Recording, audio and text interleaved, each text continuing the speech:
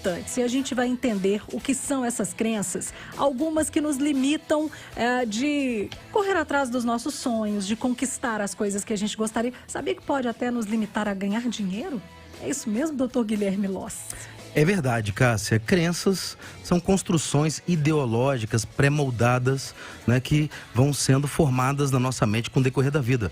Muitas vezes, origem da nossa família, que são as crenças hereditárias, origem do nosso meio social, né, da cultura, ou até das nossas próprias experiências. A partir do momento que a gente vai vivendo, a gente vai construindo, né, e vai recebendo informações e consolidando trilhas neurais que vão instintivamente determinando as nossas decisões, né, as nossas ideias do que a gente pode, do que é capaz ou não, de em quem confiar ou não, muitas delas distorcidas e que silenciosamente vão influenciar negativamente nas nossas decisões, desconstruindo a nossa livre influência e a nossa capacidade de render o nosso melhor. Agora, essas são as crenças limitantes. E de onde vêm essas crenças? De onde a gente aprende isso, doutor? Pois é, como eu estava dizendo, são crenças que podem vir da infância, né, da construção da convivência familiar. A gente recebe informações dos pais, né, dos avós, dos irmãos. Elas vão sendo trabalhadas, vão sendo condicionadas. Também a gente recebe informações dos nossos amigos,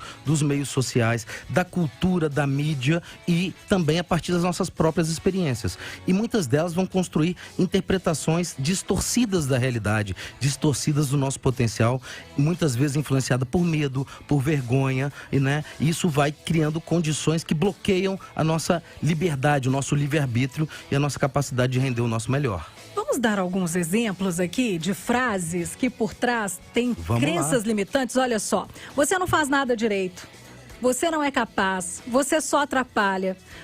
Desse jeito você não vai conseguir ninguém na sua vida. Você é burro demais para conseguir fazer isso. Essas coisas bobas até, a gente pensa, isso é coisa simples. Realmente pode trazer esse efeito todo a ponto de atrapalhar a vida de uma pessoa?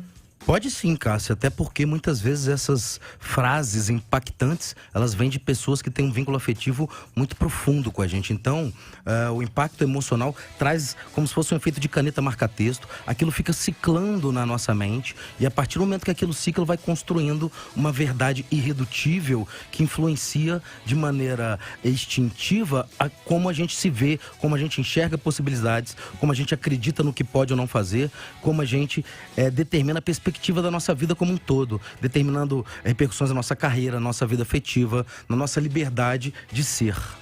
Agora, eu trouxe aqui até alguns exemplos, porque a gente pensa assim, isso é coisa muito boba. Mas essas crenças, elas vêm nos acompanhando através da música, através do que a gente lê, através do que a gente ouve. E muitas vezes nós não nos damos conta disso. Pensa, ainda bem que agora eu encontrei você. Eu não sei o que eu fiz para merecer. Autoestima zero, né, doutor? Autoestima zero, uma pessoa que de alguma forma não acredita ser merecedora, né, de um amor verdadeiro, de algo que seja realmente realizador.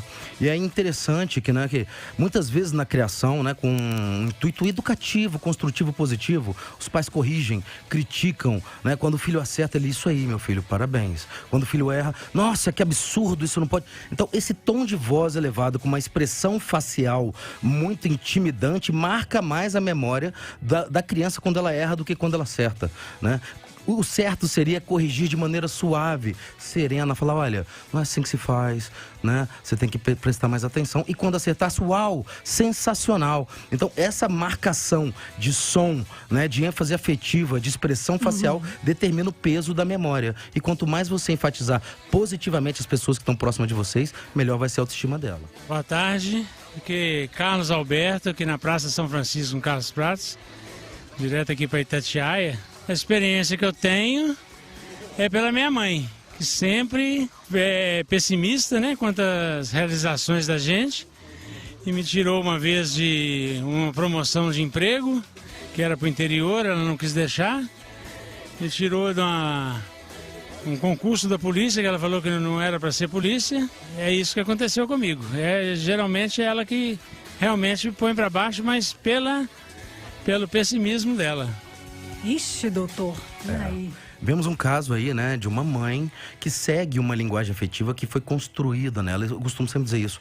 Da mesma forma que a gente não escolhe falar a língua portuguesa, a nossa mãe não escolhe, muitas vezes, as lições e a linguagem afetiva com que ela aborda a gente. Essa mãe, muito provavelmente, foi criada, né, no instinto super protetor, né, querendo preservar a pessoa de riscos, de se arriscar, de não se expor, de não tentar, e condicionou isso. E ela replica isso pro filho, sabotando a crença nele, que de alguma forma ele pode se realizar, ele pode conseguir, ele pode evoluir na vida. Então é muito importante que as pessoas tenham essa ideia. Tem um vídeo muito bacana no YouTube, Cássia, que chama O Cordão, que mostra como a mãe super protetora, ela pode ser sabotadora para um filho. Procura aí, gente, que tá, os ouvintes aí da rádio.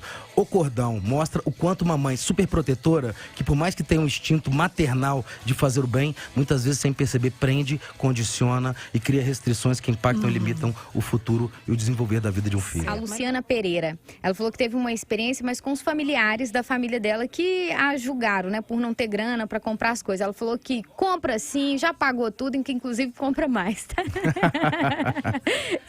É complicado, né? Família segue um fluxo de linguagem afetiva, gente. Eu sempre digo, não é uma escolha, é um condicionamento e que a pessoa cresceu com aquilo, ela nem percebe, ela segue o instinto de construção e de interação familiar. Então eu digo muito assim, compreenda, perdoa, sublime. Isso traz leveza, isso traz a capacidade de a gente seguir em frente sem guardar rancor e sem construir uma fogueira dentro do nosso ambiente familiar. O Bruno Bubu, ele falou aqui que algumas pessoas já disseram para ele que ele não seria capaz, entendeu? Mas ele tentou assim mesmo e, enfim, ele não liga muito para algumas situações aí que, no caso, né, tentaram fazer baseado na opinião alheia, viu, doutor Guilherme Lossi? Pois é, a opinião alheia, ela muitas vezes é moldada por esse instinto de defesa, né? O instinto de sobrevivência é um dos instintos mais fortes do ser humano.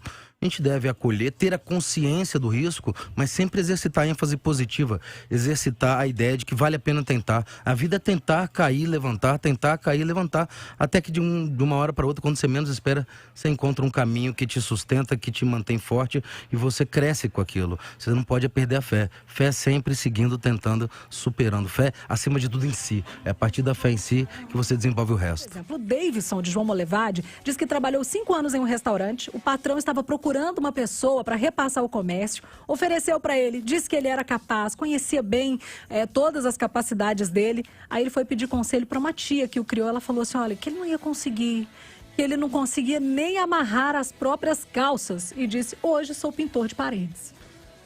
Pois é, algumas pessoas têm essa linguagem que instintivamente quer proteger, né? Essa linguagem tóxica que enfatiza o risco, que enfatiza a chance do dar errado.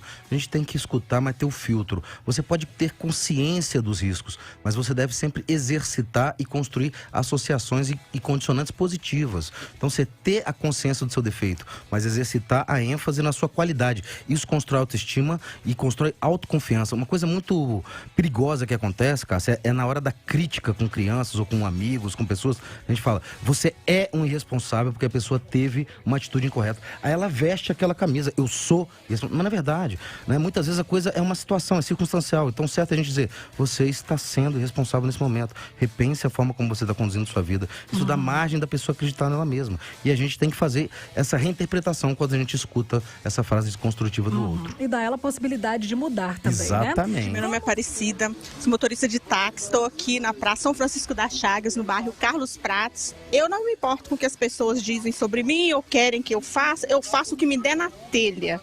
Eu não escuto muito a conversa de gente pessimista, não. Eu vou pra cima.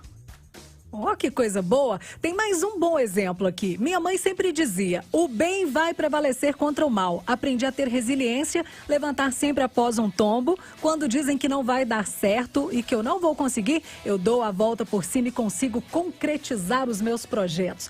É desse jeito, doutor, que a gente se vira contra essas crenças limitantes? É desse jeito, é reinterpretando, né, reconstruindo, remodelando a partir de um pensamento do que seja saudável, né? Por mais que o risco seja real, o saudável é você exercitar otimismo, acreditar que vai dar certo. Isso que é fé, isso que é seguir com força na vida. E o nosso papo continua sobre as crenças limitantes aqui com o Dr. Guilherme Loss.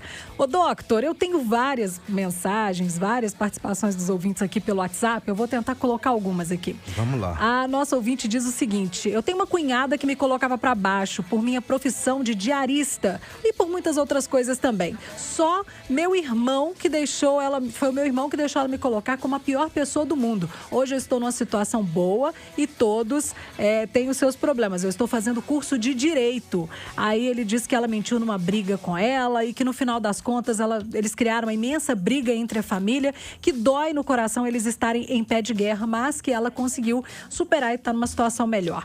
Outra pessoa disse o seguinte: meu esposo falava tão negativamente do meu filho no futebol que ele desistiu. E olha que todos o elogiavam muito, porém meu esposo fazia muita pressão e ele não conseguiu continuar. Nem o próprio técnico entendeu a desistência do meu filho. O Álvaro de São José da Lapa diz que só falou que tá curtindo aqui o programa, e eu tô lendo o zap sim. Ele falou assim: agora vocês não estão lendo o nosso WhatsApp, tô lendo o seu, viu só? Tá vendo? Peguei no pulo.